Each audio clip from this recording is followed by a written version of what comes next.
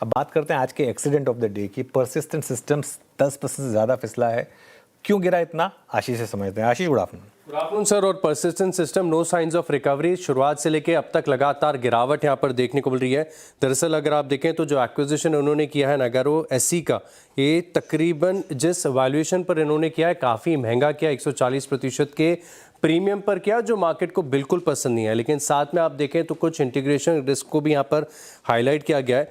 अब 81 यूरोज प्रति शेयर के भाव पर ये एक्विजिशन के 21% हिस्सेदारी का, और ये नागारो एससी का स्टॉक आप थर्सडे को देखें तो इसकी क्लोजिंग 33.74 यूरोज यानी 140% का प्रीमियम है।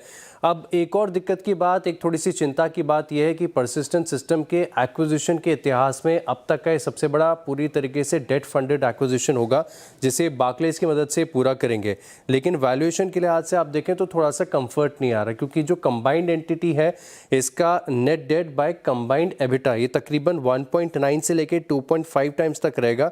और वैल्यूएशन की तो मैंने जैसे बताया कि खरीदी ये बहुत ज़्यादा महंगा रहे। अच्छा, ऐसा नहीं कि बहुत हाई ग्रोथ कारोबार है, इसकी खुद की ग्रोथ बड़ी धीमी है। मार्जिन प्रोफाइल भी आप देखें तो कुछ अच्छी नहीं है। कंपैरेटिव परसिस्टेंट सिस्टम ऑलरेडी अकेले बहुत बढ़िया करता है, लेकिन इस कंबाइंड एंटिटी की अगर आप मार्जिन प्रोफाइल देखें तो आपको नजर आएगा कि नागारो से कहीं ज़्यादा बेहतर मार्जिन जो है, चाहे आप क्वार्टरली बेसिस पर देखें पिछले साल के मुकाबले, परसिस्टेंट काफ़ी अच्छा है। तो अगर एक बार इनका इंटीग्रेशन हो गया तो मार्केट को चिंता है कि कहीं कंबाइंड जो मार्जिन है ये कम ना हो जाए। और इसी के चलते आप देखें तो जेएम फाइनेंशियल की जो रिपोर्ट है इसमें बहुत इंटरेस्टिंग बात ये कही गई है कि जो वैल्यूएशन देते थे, क्योंकि जो एक इंटीग्रेशन रिस्क है तो उसकी वजह से उन्होंने मल्टीपल को कम किया। 34 टाइम्स पहले था, अब इसे घटाकर 30 टाइम्स कर दिया है। डील वैसे अगर आप वैल्यूएशन के लिहाज से देखें तो 9 टाइम्स ईवी एबिटा और 1.27 टाइम्स ईवी बाय रेवेन्यू के मल्टीपल पर की गई है। और परसिस्टेंट सिस्टम ऑलरेडी स्टॉक देखें तो काफ़ी महंगा है। कोफोर्ज के मुकाबले इसकी जो वैल्यूएशन है ये 30% महंगी है। तो ऐसे में बड़ी गिरावट यहाँ पर निराशा के चलते देखने को मिली है। लेकिन एक बड़ा फैक्टर ये भी मार्केट समझ रही है कि लगातार एआई का रिस्क है, लेकिन इसके बाद भी आप देखें तो जो आईटी कंपनीज हैं एक्विजिशन लगातार करती जा रही हैं, और बड़े बड़े एक्विजिशंस आपको देखने को मिल रहे हैं। आईटी कंपनीज की तरफ से जो रीसेंट एक्विजिशन किए गए इसकी लिस्ट मैं आपके सामने रखता हूं। चाहे आप रीसेंट का कोफोर्ज का एनकोरा वाला देखें, जिसकी डील वैल्यू तकरीबन $2.35 बिलियन थी।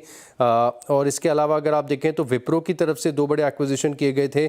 कोस्टल क्लाउड का एक्विजिशन टीसीएस है, साइंट ने टाउ डिजिटल यहाँ पर 218 मिलियन। और वहीं इन्फोसिस की बात करें, स्टॉक चलने का नाम नहीं ले रहा है, और जब जब एआई के रिस्क आते हैं तो स्टॉक की पिटाई हो जाती है। लेकिन आप देखें कि क्या गजब के एक्विजिशन यहाँ पर लगातार किए हैं। ये सारी कंपनीज इसका एक्विजिशन FY26 में इन्फोसिस ने किया है। तो एक बात ये बड़ी है कि आईटी स्टॉक्स में एआई के डर के बावजूद लगातार बड़े एक्विजिशन और डील्स यहाँ पर देखने को मिल रही हैं। जी हाँ आशीष, बहुत बहुत शुक्रिया, आपने बारीकी से समझाया इस पूरे इशू को। सुदीप जी,